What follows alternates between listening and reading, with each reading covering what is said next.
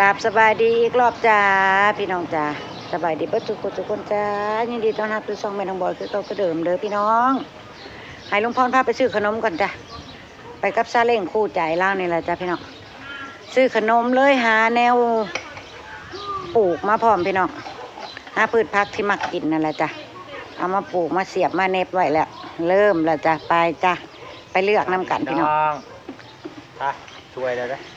มังมีเจ้าคือเป็นซีนี่เฮ้ยว่าที่ชุบเลยมังมีเป็นนาแรงเป็นน้ำนี่เนาะพี่น้องถึกแดดถึกลมเลยบัดขางอยู่ทางในที่พอถึกแดดถึกลมบัดงามอยู่ก็เริ่มข้ามแก่ไปมังมีมานแซงเดี่ยวได้3 หน่วยบ้ากใหญ่ๆพี่น้องมีนางจังมาถาซีมน้ำกันจ้ะถ้าเพิ่นสิสุกให้กินเนาะไปตามป้าบัวกับลุงพรไปบ้านเจซีไปซื้อขนมกันจ้าพี่น้องจ้าไปจ้าเดี๋ยวออกกล้องถ่ายเพิ่นออกน้ำเนาะพี่น้องเบิ้งเพิ่นในเด้อพี่น้องเอ้ยเพิ่นขยันแท้ๆนี่เอาของขึ้นรถเต็มอยู่ไปซื้อเครื่องน้ำกันจ้าพี่น้อง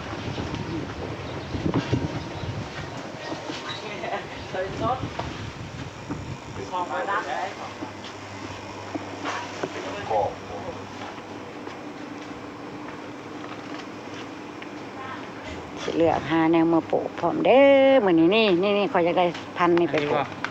นี่เอานะแสดงนี่มันมีบอกเทียบว่าอันใดเขียนว่าอะไรลาวาอะไรฮะนี่กันนี่ก็จะไปเอาย่างอันน่ะไปปลูกย่า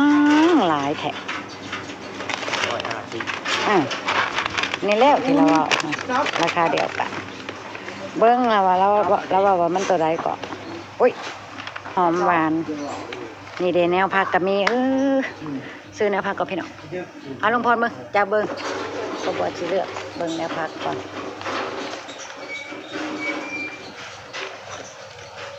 ปูบาเปลี่ยนมือกล้องพี่น้องขอโทษขออภัย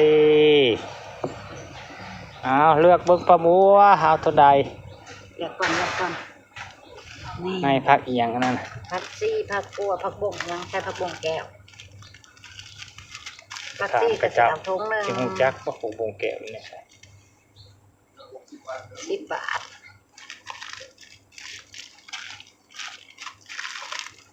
ต้องถามคนขายล่ะเอาผักซี่ถุงนึงผักอีหยังใช่แก้วปุ๋ยอันนี้ชุบปุ๋ยผักกาดเห็นมันเอาไปปลูกแบบว่ากินเองนะพี่น้องยังคือแบบผักรวมแต่ได้หมายความว่าในใดผักรวมปลูกเดียวมีทะเลอ่านมาจ้ะนี่ผักบงแก้วนี่เอาผักบุ้งแก้วไปว่านก่อนพี่น้องกินเอง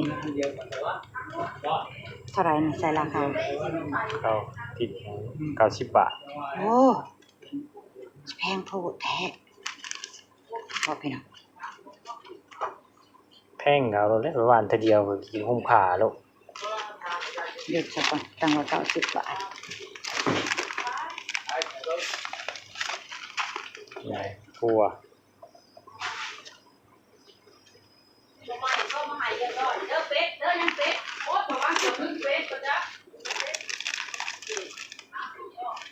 ราคา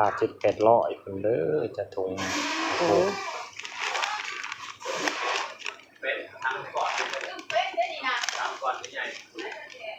ทักกันก็มีแต่แนวนี้บอกเขามาทักมาเนี่ยนะพี่น้องมากระเป๋าเฮ้ยน้องพี่น้องไปเลือกมันก่อนพี่น้องให้ป้าบัวเลือกมันสักก่อนให้ป้าบัวนะก็ป้าบัวเลือกมันสักก่อนจะมาเบิ่งกันว่าป้าบัวกับลุงพรจะได้ยังไงเลือกแนวพักแล้วมาเอาขนมพี่น้องโอ้ปลาบัวเห็ดแล้วบาทเอามาปลาบัวเอ้ยขนมไปให้เด็กๆก่อนขนมหลายอย่างนั่นแหละพี่น้องรสกันหน่อยกินใส่ดีๆก็ใช่เลยนะ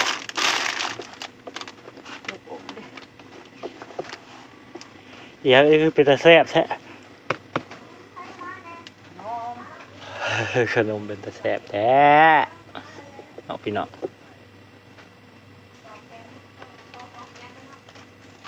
ตัวนี้นี่ตัวเป็นธง5 บาทเด้บ่ดาวบ่เอาตัวใดเอาเลย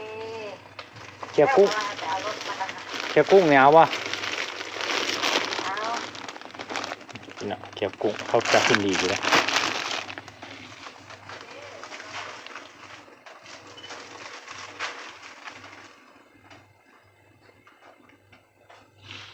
ใช่ตัวนี้มันเต็มแล้วก็ยังเอารถคันไหม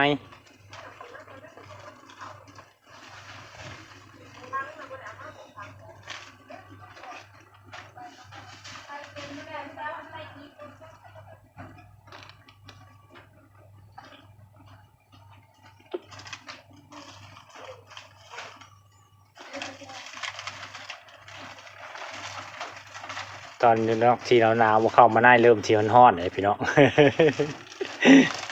เริ่มฮ้อนๆแล้ว ต้องเอารถตั้งหน้า ใส่ตัวนี้ก่อนจังเอาออกไป ขนมเบิดพี่น้องเอ้ยเบิดเกลี่ยงดีเหรอ ขนมมดห้านบางทันค่าติดงานเพิ่นก็เลยบ่ได้มาเอาพี่น้องเลย เอาแล้วก็รถสลายนี่ ยัง เต้นี่ มาใส่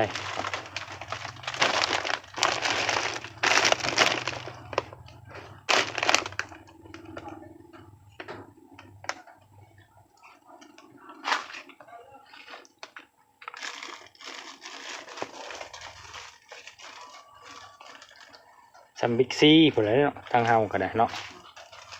เซเว่น11ใหญ่ของมันคึมพี่น้องตัวนี้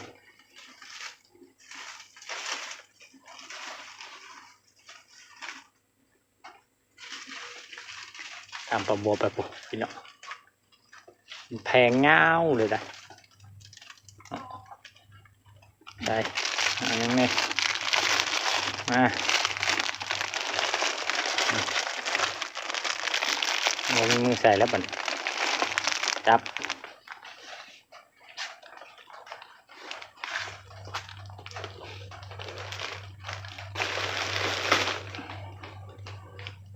ปบัวยังเลือกอยากให้ปบัวเลือกก่อนพี่น้อง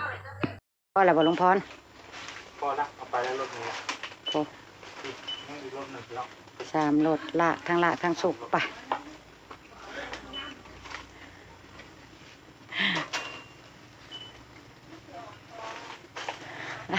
หรือพอเด็ดทั้งละทั้งสุกบ่บัวคุ้มบ่เป็นคุ้มรถบ่ค่อยเป็นให้หลวงพรป้ายปะ ทานเนี้ยงเมื่อคืนนี่ ไม่ได้นอนอยู่ว่าทำฝันอยู่บ่อย วันนี้รวย ไม่ พี่ ได้ น้ น อ อง นอยู่ว่าจ้อง นอนอยู่ บ่บัวจ่ายเงินกันซื้อของเรียบร้อยตรวจสอบลอตเตอรี่ เอามาใส่อีก3นี่เขาจะได้เป็นแพ็คไห้มันจังถือเอาใส่อีก3อันเด้อ อ่าไม่อีก3อันจะเป็นซอสแดง โอเค7371ตื่นเช้ายังคนแดกแล้ว 59585755 บุ้งเลยใช่เลย ทั้งหมด4,844 บาท